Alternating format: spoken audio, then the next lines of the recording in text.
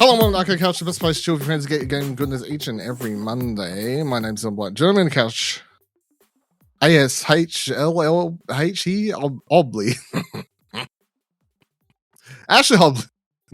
Offended to be here this week. I was very offended. I don't know how I butchered your name like that. I forgot where I was going halfway through.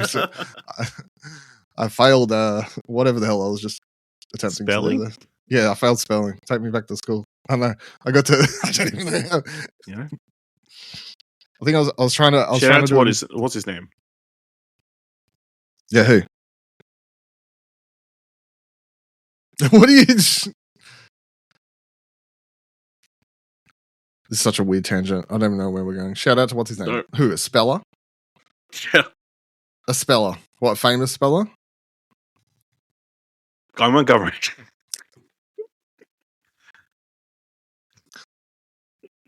You fucked that bit up as well as I fucked your name up. Yeah, shout out to Guy Montgomery of Guy Montgomery's Spelling Bee, as seen on ABC. Good show. You should watch it. Yeah, there's not much to go over this week on the show, to be honest. We'll talk about a game that we both played some of together, and I played a little bit more by myself, but I haven't got a full review out in a little bit later. But I do just want to quickly at the top say I have played, but I don't think I've played barely enough in the scheme of things to. So I'm just going to put a pin in it. But Monster Hunter Stories 3 Twisted Reflection? Yeah. Which came out last week and it's been generally got very good reviews. I'm enjoying the game quite a lot. But it's a big RPG game, so I need a lot of. I kind of want to. I'll talk more about it later, but I have found it interesting because I haven't played any of these of the franchise before. I didn't realize quite how different. Like I understood, obviously, in the trailers and stuff, it's a lot more story focused than the core games, which are like there's a story, but you don't really care because there's just a reason that you're going around hunting the monsters and upgrading weapon stuff. Whereas this is hugely story focused, and instead of it being real-time action, third-person action adventure sort of game, it's a turn-based combat game. So where it has like basically a rock scissors paper system to the way you do combat. So it's like certain attacks, like speed attacks beat tactile attacks beat. Oh, that's the whole thing. But enjoying that quite good, but I'll put a pin in it until I feel like I've played more. But press start. Right. The first Xbox Project Helix details have been revealed and Xbox mode is coming to all PCs. Shannon writes, we now know that dev kits will be going out to developers in 2027 and that will feature next-gen ray tracing as well as AMD FSR Next, which is presumably Xbox and AMD's answer to PSSR. Sorry, PSSR, which should allow for decent upscaling. It's also revealed that Xbox full screen mode that rolled out on Xbox ROG Ally will also be coming to all PCs and simply be called Xbox mode. It's presumed that this will likely be what launches on Project Helix and will no doubt be a PC/console hybrid that tries to blend both worlds. So this comes from a GDC talk because the Game Developer Conference happened last week, where there was a talk and people were scared around this screenshot of what they were talking about, and then you pair that with I'm trying to remember her name without double checking it. What is the new Xbox lady's name? No idea. Do we remember? We're not at that stage yet. Hold on. Xbox new head. Asha Sharma. How many weeks will it take us? How many weeks or months will it take us? It's not a boring name like Phil Spencer. That's super easy. That's true. Old white guy named Phil Spencer. Easy to remember. She tweeted out randomly, or seemingly randomly, like last week, that it's just like the confirmation that yes, Xbox's next project is the next Xbox is called Project Helix, and that's coming and stuff, and will be this blended console. I know we talked about obviously when she was brought in, and then her whole thing was that she's going to reignite the Xbox brand and bring the focus back to focusing on games and whatever the hell she said that we talked about. I don't really think that a hybrid PC console is in line with that messaging. It sort of does feel like to me but it feels like the trajectory that they were on was going here, and obviously this is a decision that was made before she's come in, so that is what it is, you know. This is nothing to do with her, but I do feel like once you release a console that's like, it's basically just a PC now. It's basically just, you know, you've got whatever the new version of the Xbox ROG Ally is. You've got the hybrid console, which really isn't a console. It's just a similar to a Steam box that you plug in and it runs on this OS system that's Xbox full mode, but it's basically the same OS that you're going to be able to launch on your PC anyway, similar to Steam big picture mode or whatever it's called that you can launch on your PC, and then the Steam console, the Steam box console thing will launch in a thing anyway. I'm like, it doesn't give you that, hey, here's a console experience that is solely for you get with this box that you buy and hook up to your TV. Like if you're getting the same experience across your PC, the console, and then the handhelds and stuff like that, I think by that point, I don't know how you then pull it back and try to rebrand Xbox into the proper console market alongside PlayStation and Xbox. Do you know what I mean? What are your thoughts? I guess, what do you think the understanding of PC hybrid is? Like PC console hybrid? Are you going to be able to play Steam games on the Xbox? Is that what they're implying? I think yes. I think Okay. I think the implication is yes. And even if it's not directly on there as you can do it easy, here's a button, people will just go, oh, if you just do this, blah, blah, blah, you can turn You're going off to be that. able to install Windows? You can on this? install Steam. I would assume so, yeah. Yeah, I mean, I guess technically that would it depend fully on the specs. Like, how's it compared to an actual PC, or gaming laptop, or any of that kind of stuff? It all comes down to price and specs. Then, in that regard, so it's so difficult to forecast what we think. But obviously, I feel like there is a large element of, like you said, you can't put the genie back in the bottle of them kind of spreading Xbox to all these places. You can't really force people back into just playing at one place anymore. But yeah, I mean, I think Xbox has definitely backed themselves into a massive corner where they've really pushing for this next console generation that we really don't need yet, because I don't think there would be a large audience to buy a new Xbox today. Mm-hmm. Just because I don't think that there would be a big enough jump in specs, to justify a brand new console. No, I think, and at the price they're likely needing to pay, especially now, where it seems like there may never be RAM ever again. Who knows? And it's going to cost a fortune to get it shipped anywhere. It's like, I think it's interesting based on the specs and stuff that they had. Well, not really specs, but features that they listed at the GDC talk that was there, and that was just listed out, is their focus on trying to get the upscaling technology in it with the next one. And that sort of goes to show ahead of the market Sony was with them. I know that we always be like, what was the point of the PlayStation 5 Pro, and like who really needs it and stuff. But them, the last couple generations, having that mid-generation mid-step and going, it's a little bit of an upgrade, but here it has this technology, and you're going to be able to run, the whole thing of the Pro is that if you care, which I do, you get the visual quality, but it can run at 60, and a lot of it is thanks to this PSSR technology.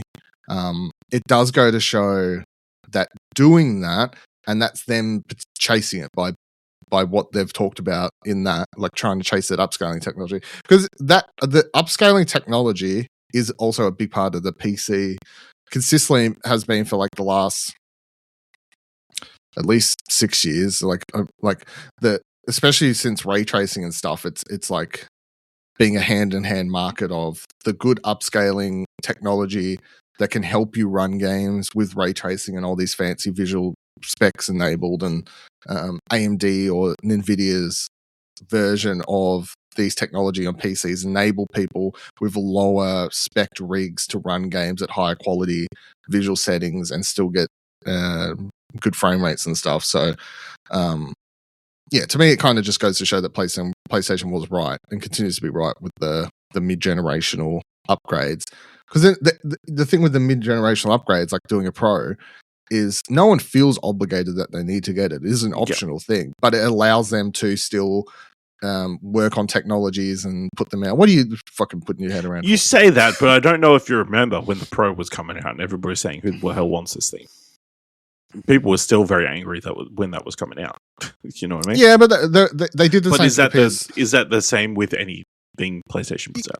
I think I remember the same. The same conversation. Need the PS Portal? Why do they need the headphones? Yeah. Why do they? Need the same conversation happened when they put out the PS4 version, though. When they put out the PS4 Pro, the same conversation happened. I don't know if that's true. I think a lot of people were like, I would very much like a PlayStation that doesn't sound like an aircraft carrier. Yeah. But I mean, you didn't get one. You were still like, I'm happy. That's true, because I'm poor. And I mean, I think as far as the once Xbox go here, they can't come back and become this homegrown console sort of thing. That if you look at again, this conversation's turning a bit more into old school platinum Sony praise sessions. What I was talking into, but if you look at what PlayStation is apparently doing, because obviously the other big news story the last week and a half has been Bloomberg, I think, first reported that Sony is pulling out of the PC market. They've got whatever games are currently coming up, ports and stuff that they have planned is it. But Jason Schreier reported that after that, they're pulling out of the market.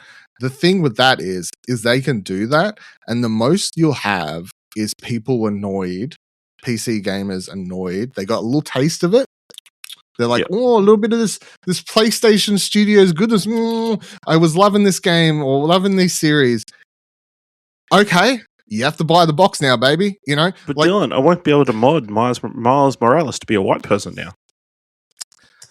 Hey, man, that's crazy. I won't be able to turn all these girls into men, all these girl characters into men. You're just adding a list of reasons in which they should pull out of the PC market. Mods are bad, people. Get rid of the mods. You give people too much power, and it just feeds into their bigotry. Yeah, so I was just quickly. Sorry, that's my favorite story. Did you see the story about the indie game that's someone complained that they can't relate to female characters, and the developers created like a Mr. Tofu? No. From instead of creating a male model, they just created like a white rectangle character for people to be called Mr. Tofu. No, I didn't say that, but the whole argument of I can't relate to the female character is good luck in life. Yeah. Is all I would say to that. So it says here, Marvel Token coming to PC. Bungie, obviously, Marathon just launched. And then Death Stranding 2 is coming, and Kenna Scars of Cosmora will launch on PC. But apparently, recent plans to do Ghost of Yotai were scrapped. So, but this is my point. I mean, still every multiplayer game, or live service game that they're currently still working on, that will probably launch on PC. What live service games do we even know? Fair game. Oh, Fairgrounds. Game. That's going to be thing. No, fair dollar.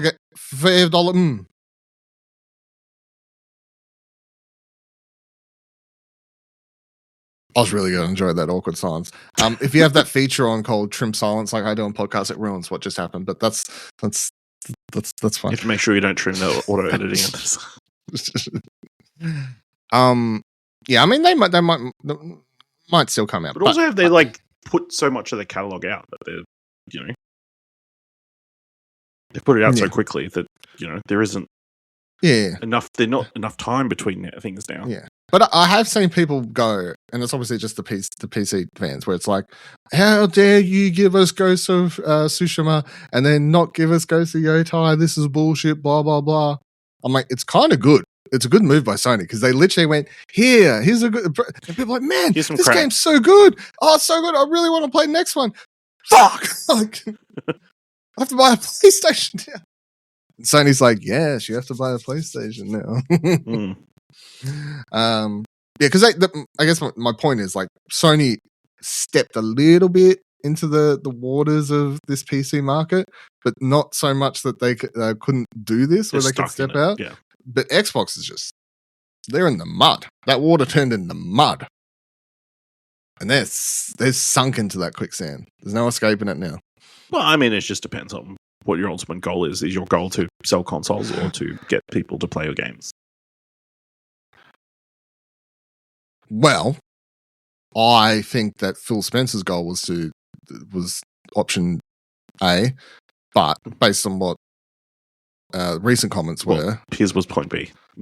Get people point to play B, sorry. And then it sounds like her point is to, based on what she said, was to go to A, but I don't think she can initiate A because I think it's probably whatever's actually profitable, which goes back to Game Pass not being profitable. Yeah, Game Pass, eh? What a thing.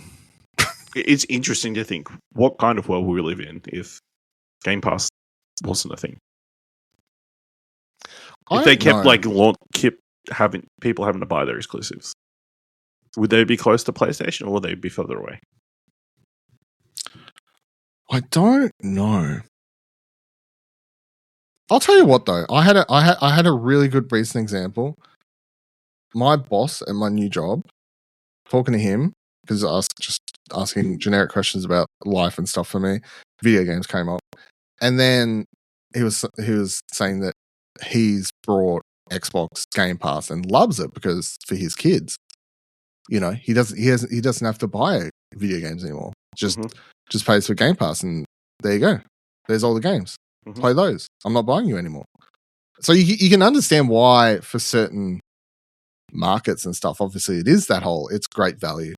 But we know that it's terrible for Xbox because it's not profitable.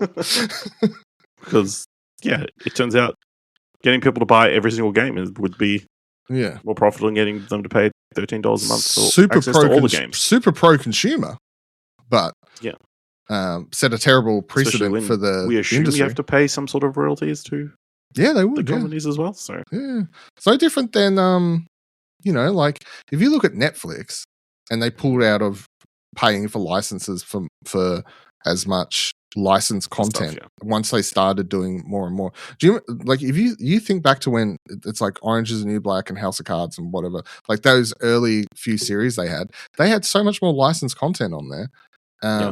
And then over the years, there's barely anything now. When I put together the now streaming articles every month, and you look at Netflix, it's like the list of licensed movies that get added to Netflix. Very small. It's like 5, 6 maybe a month. There's like a couple, and the 5, 6 are usually like at least some that like they're big, like recent. They're big, like sort of movies from last 12 months. So like it's not like random shit that you're like, what's even the point of this? And quite often when you see it added, it shoots to the whatever they do add that shoots to the top of their Just Watch charts because the week they're added, because everyone's like, oh, this movie is finally on Netflix. So you can see the correlation there, but they're getting their money's worth of however it goes. But their ratio is like 95% all their stuff now. Whereas, just and they put up their prices as the years went on, and Netflix continued to make more and more original content. Netflix's prices went up, which people would complain about over the last 10 years as well, that Netflix streaming prices went up. But the thing is, Netflix was, whether you agree or not, Netflix was investing more and more money into their own content. So Xbox was putting up the price. Xbox put up the price of Game Pass, I think, twice in the last 12 months. I can think of it. Obviously, one was a significant hike, but that we've known the whole time that they were running in the red with it anyway. And at the same time, it's just the streaming service was a scale issue. You needed to grow exponentially. Yeah, which I don't think it has. Yeah, no, and it's like you had maybe one actual Xbox Game Studios title in there every 3 to 6 months.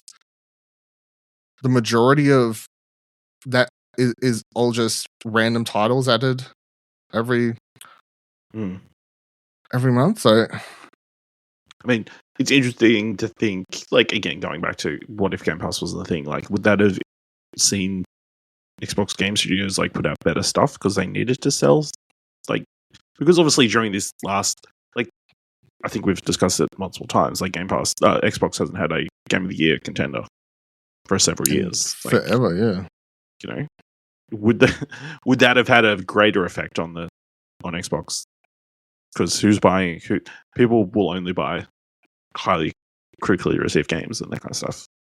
Yeah, because even as much as PlayStation, thanks to old Uncle Jim, stepped into this focus of live service and whatever games, the core of their business hasn't really changed in that they did always still make sure they had that huge single player award worthy game, at least one a year, at least one game every year, single player that everyone's going to play. That everyone's going to play, and it will get nominated at the Game Awards and whatever else.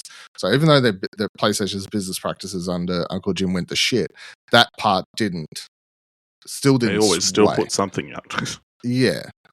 So, but Xbox, no. So potentially under a world in which their business changes, like they would have had to focus up, potentially tighten up, and put out a better products. It's a interesting alternate reality out there if we want to travel through. Or did more projects get killed off more quickly? Because what the fuck could they kill off more faster? They're already closing and letting go thousands of staff. How many? Maybe they would have had to let go less people because they needed more people to help make a better game. I don't know. Who's to say? All right, just two quick news tidbits to quickly go over. So Yoshi and the Mysterious Books release date got revealed with a new trailer. The game's actually coming out May 21st. So that's a Nintendo Switch 2 exclusive game, obviously. And it's basically the next version of the Yoshi's Woolly World and Yoshi's Crafted World. This is the continued line of that. So now we're into the book world. So I'm excited for that because I love all those games.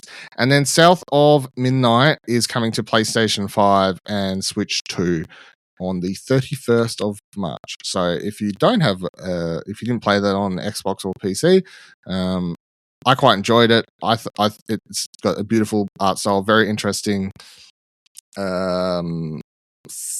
Thematic / culture, sort of cultural influences and stuff behind it, which is all very good. So if you want to play and pick it up on one of those platforms, that's quite good. All right, so we played a bit together, and the game is out now. I don't have a review up yet because I still want to play a bit more and finish it and play a little bit more solo. But John Carpenter's Toxic Commando is out and came out last week. The game is a co-op focused first-person shooter where sort of each level is a large open-ish map where you can sort of choose to take on the objective in not like a huge varied ways, but how you reach it is sort of up to you, and you can explore and do different side stuff and whatever else at the same time if you want. I'll be honest, and then you can say how you feel, because I think we sat down to play this expecting it to be potentially worse than it actually turned out to be. And given all the trailers and stuff, I thought I was sitting down for a very B-grade rough game.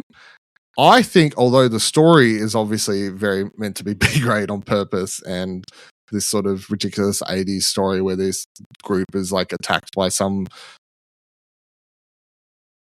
thing and they're infected, and there's a pretty convoluted plot. There's a convoluted plot, and it doesn't really matter, but all the characters are just over the top personalities and it's nonsensical. But also not characters. Yeah, they're just stereotypes. They're just 4 stereotypes that you can pick to play it. Yep.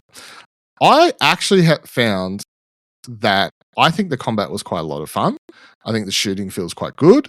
And I think that loading into it after expecting it to be more of a corridor, Left 4 Dead-y type, sort of just go, which is how all the trailers and stuff built it up to feel. I think once we actually got into it and it was like, oh no, we can, you got to actually stop and mark it on the map. We should go here to. This says there should be this element here or this vehicle. Or like we had to replay the first mission because we sort of just went through. We didn't realize the vehicle was a very important tool within each level.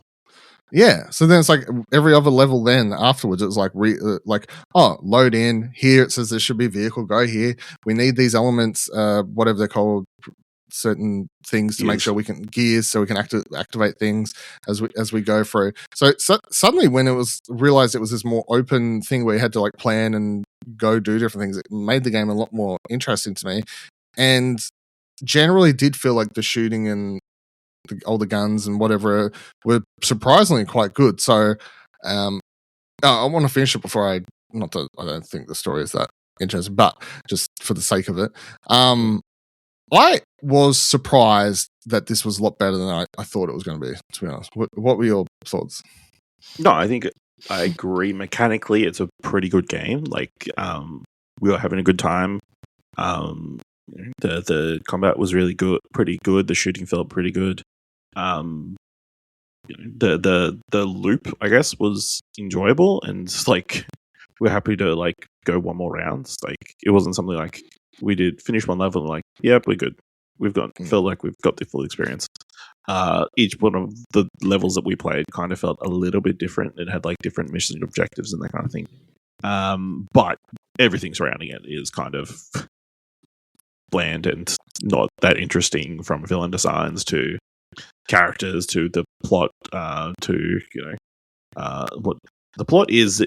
This is a group of mercenaries have been called into a base that had been there to deliver some sort of chemical that's going to destroy the big toxic big monster thing. Yeah, but they didn't know that's what they were getting into.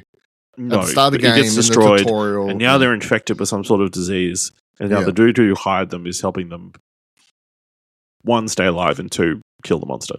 The mission structure is, at least as silly as the writing and the story is, I do appreciate that the mission structure is, it's all, you're doing little bits of a big plan to kill the monster. So it's like, in this mission you're like getting a vehicle, in this mission you're getting this thing, in this mission you're it's all part of a bigger, it's not just, it's like Grand Theft Auto. It's like when you're like doing multiple things to set up for the heist.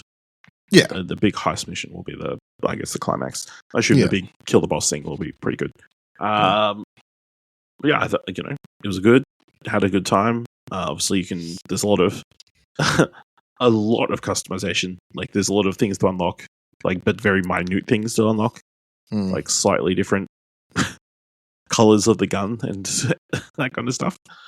So I'm sure there's a lot of replayability if you want to get 100% of this game, I guess. I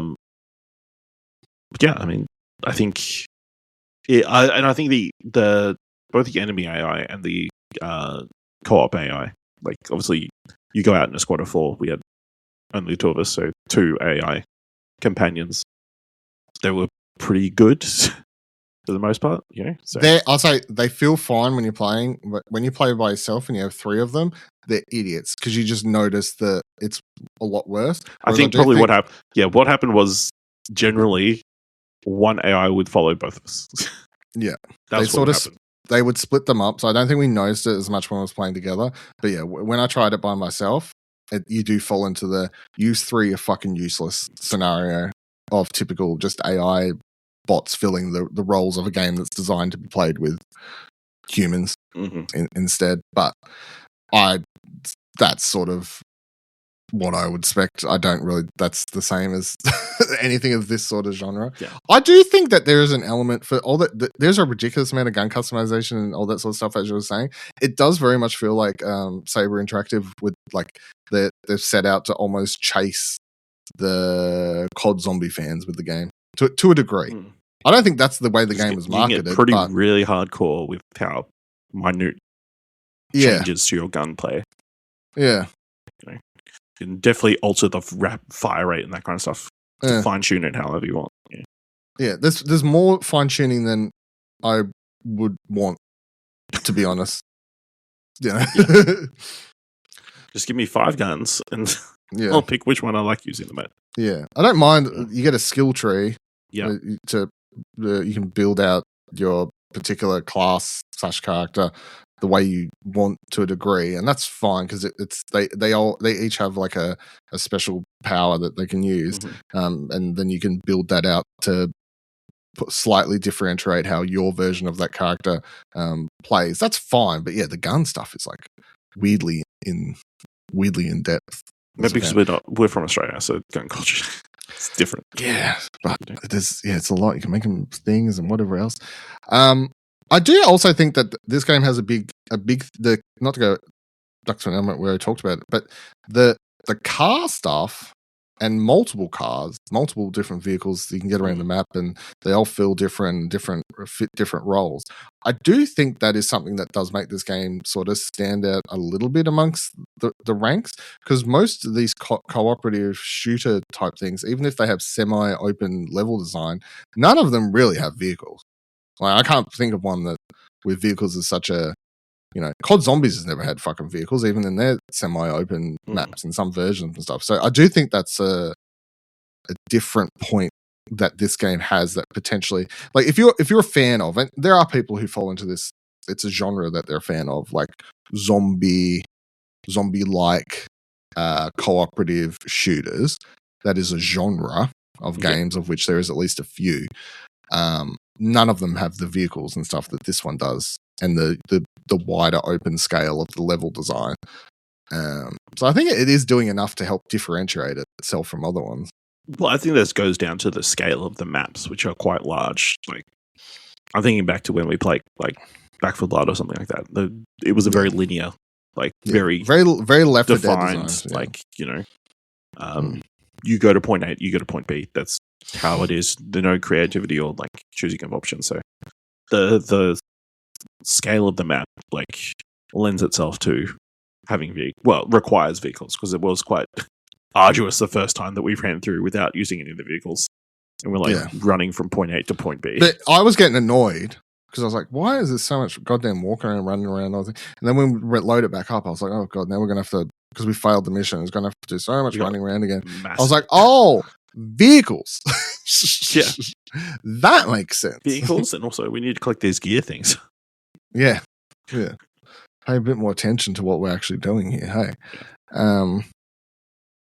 so I'm sort of surprised because, to be honest, I don't remember if you watched any of the showcases where this did show up a couple of different times. I feel like it was in one of Jeff Keighley's things. Was it one of Jeff Keighley's ones, and like I think maybe a future game, some games festivals, show some of the games and stuff. But I do think every time they show a trailer, it looked very generic. So at least it's come out. It's definitely. I was generally quite surprised. Fun. So if you like the co-op sort of games, I would say that this is a recommend for the. What you're saying is get 3 friends, though. Yeah, find 3 friends, or you can jump into random. It does have random fill lobbies, whatever or lobby. Yeah, you can load into someone's game if they've left it on fill, and you can leave yours on fill and people can load in if you want to do that. Or you can choose to just play solo with 3 bots, which I wouldn't recommend, but I had to have a look just to see how bad they were. And yeah, 3 bots is too many bots is my is my answer. Yeah. All right, that'll do it for this week's episode of Arcade Couch. Let us know any comments, questions, concerns about anything we discussed this week on the show. Send us something to discuss next week by heading to explosionnetwork.com/follow. We can find all of our social links. And if you like the show and want to support it and or Explosion Network as a whole, head on over to explosionnetwork.com/support. And we'll see you here next week. Same time, same couch.